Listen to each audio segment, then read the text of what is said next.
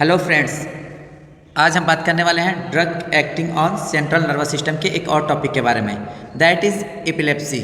ये जो टॉपिक है काफ़ी इंपॉर्टेंट है, किसके लिए? आपके मेन एग्ज़ाम के लिए और कंपटीशन के लिए भी। देख लेते हैं एपिलेप्सी को इसी सिंपल एग्जांपल से।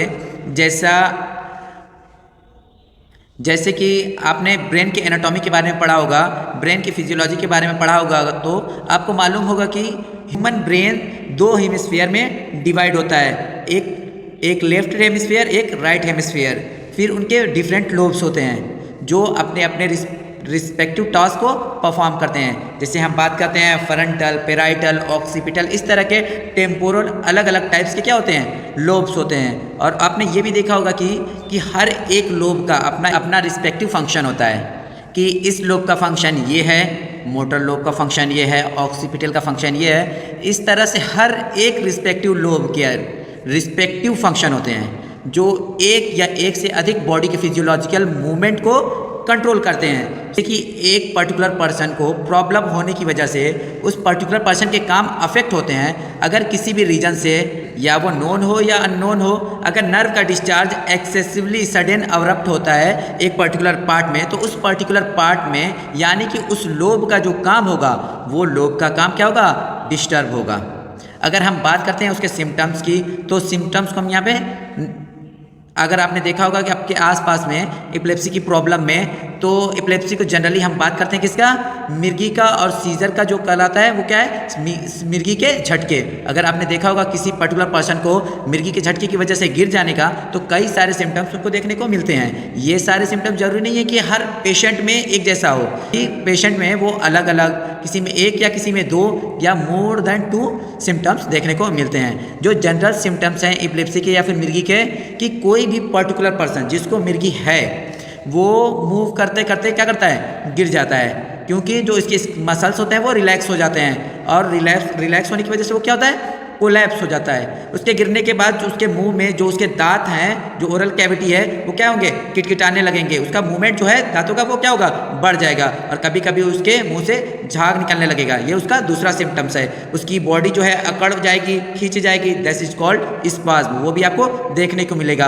और कभी कभी वो आंखें खोल करके, आंखों को बड़ा करके अपने आसपास इस तरह से दिखेगा, रोल ऑन इस तरह से एब्जॉर्व करेगा, कि यानी ये भी क्या है, उसके सिम्टम्स हैं।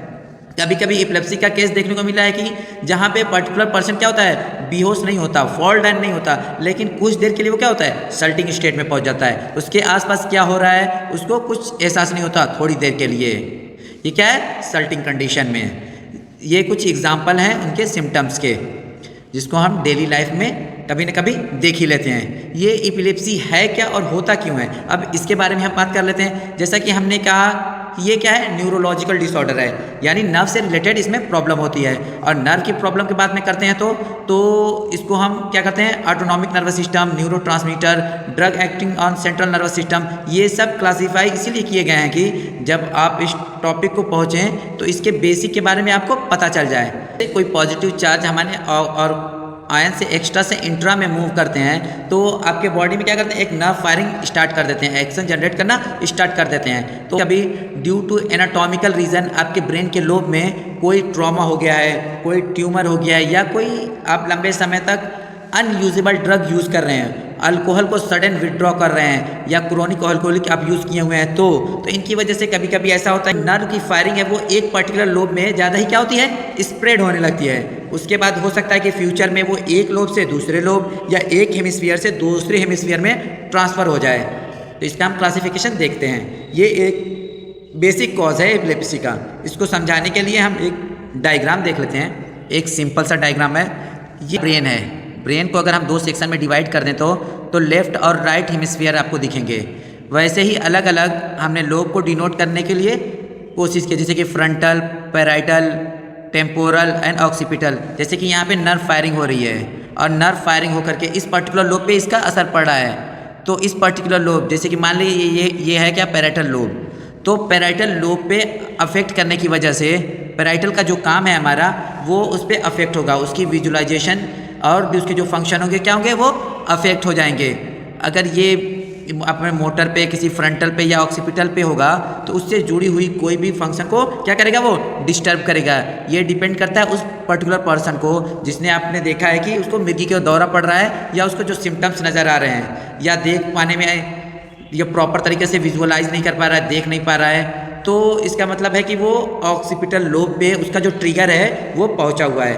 और ये डिपेंड करता है कि उसको किस तरह की एपिलेप्सी है, क्या वो इटियोलॉजिकली पहले से उसका कारण मालूम है या कारण उसका नहीं मालूम है, या दो से अधिक लोब पर अफेक्ट कर रहा है या लोब से क्रॉस करते हुए हेमिस्फीयर पर पहुंच रहा है। बात करते हैं इनके कुछ लोब्स जो हैं उनसे जुड़े हुए उनके रिस्पेक्टिव टास्क के बारे में, तब आपको थोड़ा सा और क्लियर हो जाएगा। बात करते हैं मेन कंडीशंस की, तो ये जो थर्ड एपिलेप्सी है, it is the third most common disorder या disease brain in the world. सबसे पहली बात हम बात कर लेते हैं कि सेरेब्रोवास्कुलर डिजीज़ आते हैं, उसके बाद हमारे क्या आते हैं, एल्जाइमर डिजीज़ आते हैं, और थर्ड में हमारा क्या आएगा, एपिलेप्सी आएगा। यानी कि लगभग पूरे वर्ल्ड का तीसरा सबसे ज़्यादा न्यूरो डिजीज़ है।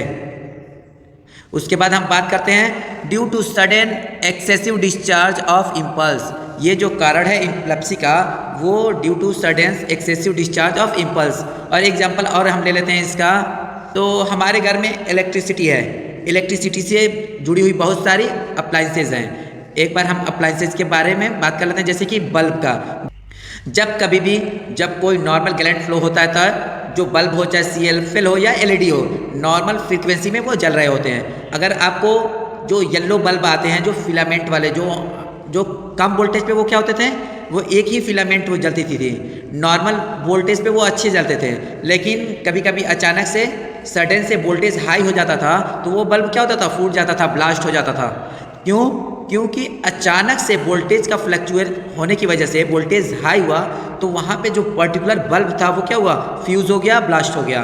तो वैसे ही फ्रेंड हमारे बॉडी में इलेक्ट्रिकल फॉर्म में नर्व इम्पल्स होते हैं। अल्टीमेटली किसी भी पार्ट में, जैसे यहाँ पे चोट लगी तो यहाँ से मूव करते हुए हमारे ब्रेन तक पहुँचते हैं। इसे क्या सेंसरी नर्व इम्पल्स बोलते हैं, जो मैसेज को लेकर आते हैं। अब वैसे ही कभी कभी ऐसा होता है कि कुछ सेंसरी नर्व इम्पल्स बोलते हैं जो मैसेज को लेकर आते हैं। तो ये सडन और एक्सेसिव अब्रप्ट फॉर्म में नर्व को क्या करते हैं, डिस्चार्ज करते हैं। तो जिस भी पर्टिकुलर फॉर्म में अचानक से उसका इम्पल्स बढ़ेगा तो वहाँ पे उससे जुड़ी हुई एबनॉर्मलिटीज़ हमको देखने को मिलेगी और पर्टिकुलर पार्ट वहाँ पे क्या होगा, डैमेज हो सकता है, या उससे जुड़े हुए पार्ट के फंक्शन आपको एबनॉर्मल तरीके से आपको देखने को मिल सकते हैं। तो हम इसके बाद हम बात करते हैं अगले पॉइंट की। तो अगर आप सिम्टम्स की बात करते हैं तो सिम्टम्स जो है वो डिपेंड करता है ओरिजिन पे, कि कौन से पार्ट पे कौन से तरीके का एपिलेप्सी अटैक हुआ है, और उससे जुड़े हुए पार्ट पे हम उसके सिम्टम्स को देखने को मिलेंगे। जैसा कि आपको इस डायग्राम से हमने दिखाया था कि सबसे पहले हमने बात किया था कि मोटर पार्ट्स पे उसका असर पड़ता है, तो क्या देखने को मिलेगा, तो मोटर कोर्टेक्स यानी कि ऐसा पार्ट्स ऑफ ब्रेन जो मूवमेंट या मोटर एक्टिविटी को कंट्रोल कर रहा होगा। तो मोटर कोर्टेक्स पे अगर एपिलेप्सी अटैक आएगा, सडन अब्रप्ट डिस्चार्ज होगा, तो वो जो एबनॉर्मल मूवमेंट क्या करेगा, कॉज करेगा। यही रीज़न है कि जब कोई पर्टिकुलर पर्सन मूव कर रहा होता है नॉर्मली, नेचुरली, तो उसको एपिलेप्सी का झटका जब आता है तो वो जो एपिलेप्सी उसके मोटर नर्व पे या मोटर कोर्टेक्स पे अफेक्ट करती है तो उसका मूवमेंट क्या होता है, लड़खड़ाने लगता है, वो अपना बैलेंस बिगाड़ने लगता है और मसल्स के रिलैक्स की होने की वजह से वो क्या होता है, फॉल डाउन हो जाता है, गिर जाता है। ये हमारा क्या हो गया, मोटर कोर्टेक्स के कुछ प्रॉपर फंक्शनिंग ना होने की वजह से ड्यू टू एपिलेप्टिक अटैक। उसके बाद हम बात कर लेते हैं ऑक्सीपिटल लोब की। तो ऑक्सीपिटल लोब यानी कि ऐसा लोब जिसके फंक्शन को हम अफेक्ट करें तो विजुअल, ऑडिटरी को मिलेगा। हैलुसिनेशन का मतलब यह है कि वो प्रॉपरली देख नहीं पाएगा, प्रॉपरली सुन नहीं पाएगा, रिस्पॉन्स नहीं कर पाएगा, और उसका हैलुसिनेशन की कंडीशन होगी, यानी कि थोड़ी देर के लिए वो ये भूल जाएगा कि वो कौन से कंडीशन में है। उसका ऐसा फील होगा कि उसका माइंड कहीं और है और उसके माइंड को कोई और कंट्रोल कर रहा है, यानी कि एक भ्रम सा स्थिति कॉज हो जाएगी। उसके बाद हम बात करते हैं अगले लोब की, दैट इज़ फ्रंटल लोब। अगर एपिलेप्सी का अटैक है, अगर उसके फ्रंटल लोब पर आता है तो फ्रंटल लोब के काम करने के कारण, अफेक्ट करने के कारण क्या, जैसे कि उस फंक्शन का काम है क्या, थिंकिंग, प्लानिंग, इमोशनल, यानी कि वहाँ पे वो ना ही कोई सोच पाएगा और ना उस पर असर वैसा ही आपको देखने को मिलेगा सल्टिंग इफेक्ट का। अगर उसके बाद हम करते हैं temporal memory understanding and language की प्रॉब्लम होगी। थोड़ी देर पहले क्या हुआ था कि ये वो भूल जाएगा कि अंडरस्टैंड नहीं कर पाएगा कि उसके साथ उसके करंट सिचुएशन में उसके साथ क्या हो रहा है। उसके बाद हम बात करते हैं कि पेराइटल की, तो पेराइटल फेस पे अफेक्ट होने की वजह से परसेप्शन का इम्बैलेंस हो जाएगा। मेकिंग सेंस ऑफ वर्ड, वो थोड़ी देर के लिए गायब हो जाएगा, मतलब कि उसको समझ में नहीं आएगा कि उसके आसपास क्या हो रहा है। और उसके बाद उसकी जो स्पेलिंग है, यानी कि हमने जनरल एक फंक्शन बताया था कि इस पेराइटल का क्या काम होगा, यानी कि एपिलेप्सी में आपको परसेप्शन और डिसीजन मेकिंग, सेंस मेकिंग का अफेक्ट चला जाएगा। अगर हम बात करते हैं टाइप्स ऑफ एपिलेप्सी के बारे में, एपिलेप्सी के कितने टाइप्स होते हैं, ये क्लासिफिकेशन नहीं है, ये जनरली टाइप्स हैं। पहला टाइप्स क्या है, एडियोपैथिक एपिलेप्सी, मतलब कि ऐसी एपिलेप्सी जिसके कोई स्पेसिफिक एनाटॉमिकल कॉज नहीं हो, यानी कि हमको नहीं मालूम कि उसके पीछे कौन सा एनाटॉमिकल रीज़न हो, कि ऐसे एपिलेप्सी को हम क्या कहते हैं, एडियोपैथिक एपिलेप्सी, जिसके कॉज हमें नहीं मालूम। दूसरा हमारा क्या है, सिम्प्टोमेटिक एपिलेप्सी। सिम्प्टोमेटिक एपिलेप्सी जैसा कि आपको नाम से ही समझ में आ रहा है कि सिम्प्टोमेटिक यानी जिसके पर्टिकुलर सिम्टम्स हो, जिसके कॉज हो, इन्हें यहाँ पे इवन हम यहाँ पे बात करते हैं कॉज की, तो there are so many cause symptomatic epilepsy, जैसे कि मेनी कॉज में जैसे कि ड्रग यूज़, ट्यूमर ट्रॉमा हो गया हो, कोई हेड इंजरी हो गई हो, या फिर उसके बाद कोई हाइपोग्लाइसेमिक कंडीशन हो गया हो, या अल्कोहलिक सडन विड्रॉ किया गया हो। तो इस तरह से कई सारे रीज़न हैं जो कि आगे जा कर के उनको एपिलेप्सी के फॉर्म में कन्वर्ट कर सकता है। यहाँ पे एक चीज़ ध्यान देने वाली है कि व्हेन 2 और मोर सीजर अकर्स, जब किसी पर्टिकुलर पर्सन को एडियोपैथिक एपिलेप्सी हो और उसको एक बार से ज़्यादा एपिलेप्सी का अटैक आए, यानी कि उसका मतलब क्या है, उसका सिम्प्टोमेटिक एपिलेप्सी का एग्जाम्पल है। This was the type of epilepsy. अब हम बात करने वाले हैं क्लासिफिकेशन ऑफ एपिलेप्सी के बारे में। एपिलेप्सी को उनके साइट या उसके ओरिजिन या स्प्रेडिंग एबिलिटी के हिसाब से हम उसको कैसे क्लासीफाई कर सकते हैं। अगर पार्शियल एपिलेप्सी के बारे में आप बात करेंगे तो उसका इंपॉर्टेंट कंडीशन ये कहता है कि only a portion of brain, यहाँ पे सिर्फ ब्रेन के पोर्शन पे काम करेगा। और दूसरा है उसका पार्ट ऑफ कंडीशन की part of one lobe of hemisphere will be affected. इस केस में, पार्शियल केस में, जैसे नाम से ही आपको पता चल रहा है, यानी कि मानसिक, इस केस में ब्रेन का एक लोब अफेक्ट होगा, यानी कि एक हेमिस्फीयर अफेक्ट होगा, उससे ज़्यादा हेमिस्फीयर इसमें डिस्ट्रीब्यूट नहीं होगा, उससे ज़्यादा सर्कुलेट नहीं होगा। उसके बारे में हम सब क्लास के बारे में बात करते हैं तो कि पार्शियल एपिलेप्सी को और टाइप्स में क्लासीफाई किया गया है। पहला है क्या है, सिंपल पार्शियल, दूसरा है क्या, कॉम्प्लेक्स पार्शियल। दोनों क्या है, समझ में आने लायक हैं। यानी कि सिंपल पार्शियल मतलब कि हाइपर एक्टिव न्यूरॉन्स, कुछ नर्व ऐसे होंगे जो कि बहुत ज़्यादा एक्टिव होंगे, जो क्या कह रहे होंगे, एक लोब ऑफ ब्रेन को क्या करेंगे, अफेक्ट करेंगे। Only one lobe of brain को क्या करेंगे, अफेक्ट कर रहे होंगे, जिसके कारण से क्या होंगे, ये स्प्रेड नहीं होंगे, बस एक जगह लोकेटेड रहेंगे। और इसके साथ क्या होगा, कॉन्शियसनेस के साथ, यानी कि होस्ट उसका रिमेन रहेगा, लॉस नहीं होगा। ये एपिलेप्सी के पार्शियल का एग्जाम्पल था। दूसरा है कॉम्प्लेक्स पार्शियल। इसका मतलब ये है कि कॉम्प्लेक्स हेलुसिनेशन, ये आपको थोड़ी देर के लिए हेलुसिनेशन में लेके चला जाएगा, यानी कि चेविंग, डायरिया, यूरिनेशन, इस तरह से सिम्टम्स आपको देखने के मिलेंगे। साथ ही साथ कॉन्शियसनेस क्या होगा, अल्टर होगा, लॉस नहीं होगा, ना ही परसिस्ट करेगा। इन दोनों के इंटरमीडिएट के बीच में क्या कर सकता है, अल्टर कर सकता है। जैसे कि आपने देखा होगा कि ये कॉम्प्लेक्स की तरफ क्या करता है, मूव कर रहा है। अगला हम देख लेते हैं क्या, जनरलाइज, मतलब कि इन जनरल, जैसे कि begin locally, spread abnormal impulse to both hemisphere. पहला एग्जाम्पल है क्या, टोनिक क्लोनिक, यानी इसी को हम क्या कहते हैं, टोनिक क्लोनिक का नाम ही जो है उस हिसाब से है। टोनिक मतलब होता है कॉन्टिन्यूअस कॉन्ट्रैक्शन, अब क्लोनिक मतलब क्या होता है, रैपिड कॉन्ट्रैक्शन एंड रिलैक्सेशन। तो एक बार कॉन्टिन्यूअस कॉन्ट्रैक्शन हो, उसके बाद कॉन्टिन्यूअस कॉन्ट्रैक्शन रिलैक्सेशन हो, तो इस तरह की जो एक्टिविटी होगी एपिलेप्सी की, that is called tonic clonic epilepsy. Symptoms इनका क्या होगा, क्राई, वो पर्टिकुलर पर्सन जो होगा रोने लगेगा और फॉल डाउन हो जाएगा। अगला जो टाइप है वो क्या है, एब्सेंस।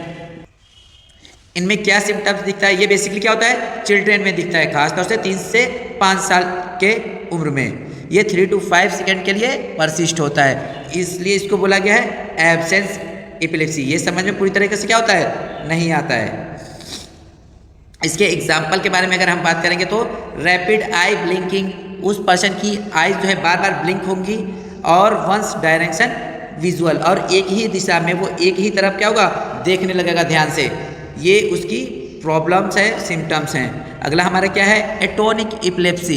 इसमें आप देखेंगे कि short loss of consciousness, consciousness क्या होगा? लॉस हो जाएगा थोड़ी देर के लिए, लंबे समय तक के लिए लॉस नहीं होगा। और उसके बाद क्या होगा? All muscles will be relax. तो क्या हो जाएगा? जो पर्टिकुलर पर्सन है वो क्या होगा? फॉल डाउन हो जाएगा, पूरे मसल्स क्या होंगे? रिलैक्स हो जाएंगे। इसकी वजह से वो पर्टिकुलर पर्सन क्या होगा? फॉल डाउन होगा, यानी कि गिर जाएगा। उसके बाद क्या हमारा है? मायोक्लोनिक। मायोक्लोनिक एपिलेप्सी का मतलब है कि ऐसा एपिलेप्सी जिसमें मसल का कॉन्ट्रैक्शन होगा फॉर सेवरल टाइम, कई बार मसल का कॉन्ट्रैक्शन होता है रुक रुक कर, जिसकी वजह से झटके आने शुरू हो जाएंगे। और आखिरी हमारा क्या? इनफर्टाइल एपिलेप्सी, जो कि एक इन्फेंट में देखने को मिलता है। इसमें बेसिक कंडीशन ये है कि वो काफ़ी ज़्यादातर अब धीरे धीरे तक वो बड़े उम्र के लोगों में भी देखने को मिलता है। Basic introduction, types and classification of epilepsy, और हमने ये देखा कि कौन से लोब्स पे किस तरह का इफेक्ट होगा और एपिलेप्सी कैसे स्प्रेड होगा। Thank you very much for watching this video. अगले वीडियो में हम इसकी बात करेंगे इसके मैकेनिज्म ऑफ एक्शन के बारे में। Thanks for watching this video. Please like and subscribe my channel.